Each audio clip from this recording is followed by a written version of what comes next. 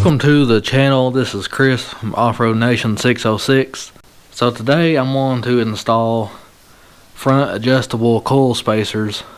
Now the reason I'm doing that is I have noticed that the Jeep does sit just a little bit lower in the front than it does the back, and I think it needs at least 1.5 inches to 2 inches of lift in the front to level everything out. So I went and picked up these adjustable coil spacers. First thing you're going to need to do is go ahead and lift the front of the Jeep up high as you can get it, because you're going to need the axle to hang down just a little bit. That way you can get your coil springs off. Now you can either do that or you can use spring compressors. I don't really like using those, so what I'm going to do is I'm going to raise the front up high as I can get it. You can either do that with jack stands, but I'm going to put it on the lift here. But I'm going to make sure I get the axle off the ground enough. That way when I drop this side down, I'll have enough room to slide the coil spring out.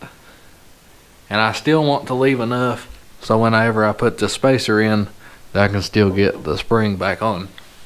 If your Jeep is not factory, if you don't have limit straps, you'll probably want to go ahead and unbolt your shock. You probably want to get it loose. If you have any sway bars or anything, you may want to loosen it up. You may not have to.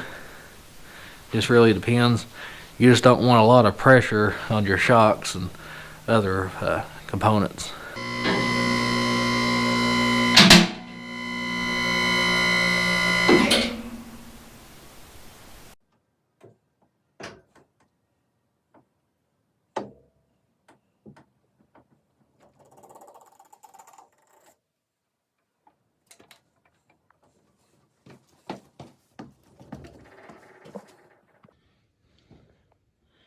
So if you don't use spring compressors, this right here is the way to do it. So once you get lower enough, you should be able to lift up and slide the coil out. Okay, so the next thing you need to do, so if you have an older model Cherokee, I'm not sure exactly what year they started doing this. The older ones, you need to take a pipe wrench and you need to unscrew this bottom piece. But on the newer ones, it's welded on. So as you can see, mine is welded. But what you're going to need to do, if you look up in there, you're going to need to cut this part off until it's flush with that flat piece. One thing the kit doesn't come with, if you have the newer Jeep, you do have to do a tap on that. That's a M10 by 1.5. What size tap you'll need. But on the older ones, once you unscrew that piece, the threads are already there, so you don't have to worry about that. So I'm gonna go ahead and cut that until it's flush.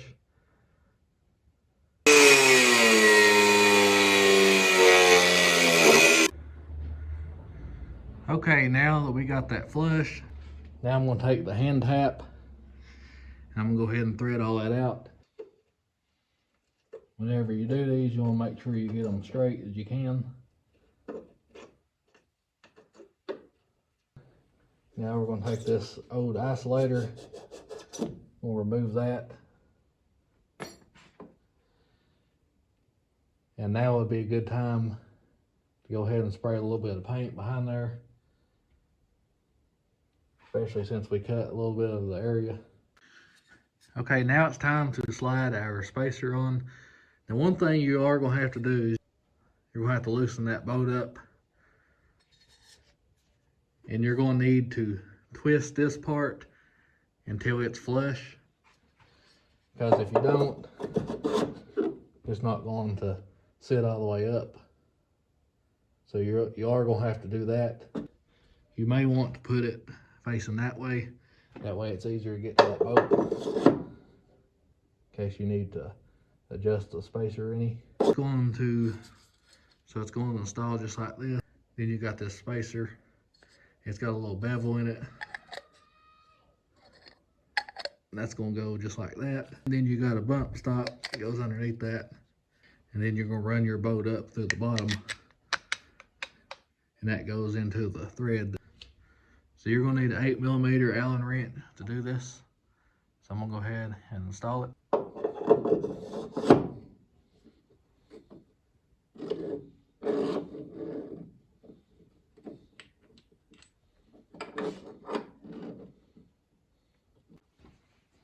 Okay, now that's on there, we can go ahead and install our coil spring back on. This right here, it will slide down, but once you get the coil on there, it'll stay up.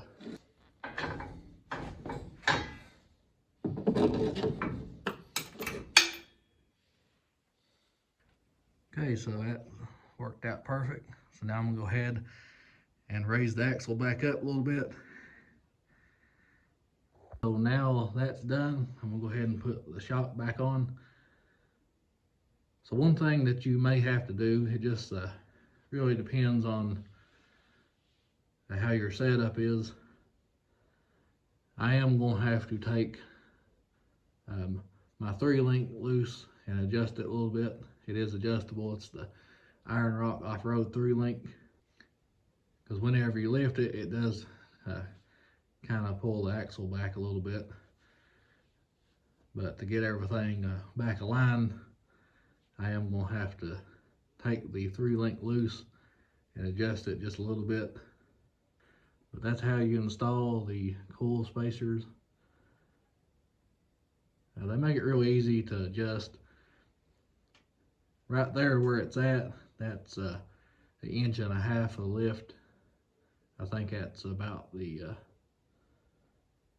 least amount you can do, and I think it goes up to 3-inch lift. But I just wanted to put a little bit on there to help level it out. I didn't see any reason to buy new coil springs for that.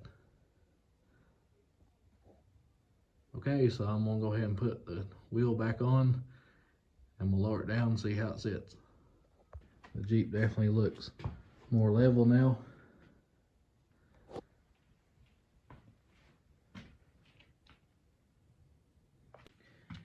Now I went ahead and done the driver's sides since it's the exact same way. But these spacers look like they're made pretty good. But pretty happy with it, and I